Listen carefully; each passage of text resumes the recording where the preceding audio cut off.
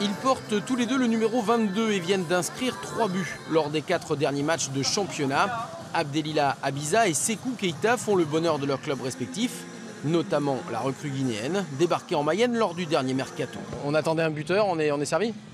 Bah, on dirait pas ça, on dirait juste qu'on attendait un joueur impliqué. Bah, j'essaie d'être impliqué le maximum de possible que je peux.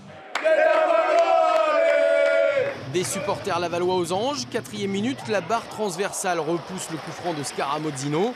Ultra dominateur, les Mayennais sont récompensés à quelques secondes de la pause. Sur un but somptueux, Ndilu transperce la défense choltaise.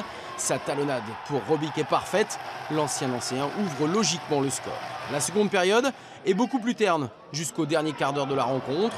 81e minute, Cholet égalise sur cette frappe contrée signée Mexique.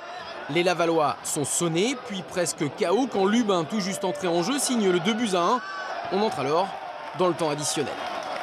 Dans les cordes, quelques minutes plus tôt, les joueurs de Pascal Brault retrouvent de l'air sur un premier corner d'Etinov, repris du bout du pied par Camara. Le jeune joueur prêté par Saint-Etienne se précipite et il a bien raison sur l'action suivante. Nouveau corner et bis repetita. Tête rageuse de Baba Cissé et victoire miraculeuse 3-2 des Lavallois. La Ligue 2 reste toujours possible. Franchement, super dénouement. Voilà, on montre que mentalement on lâche pas et qu'on y croit jusqu'au bout et ça récompense toute l'équipe, c'est bien. On y croit toujours? Ah ben bien sûr, ah oui, mathématiquement c'est bien sûr qu'on y croit. On sera à 3 journées de la fin, j'aurai pas le même discours, mais bien sûr que j'y crois.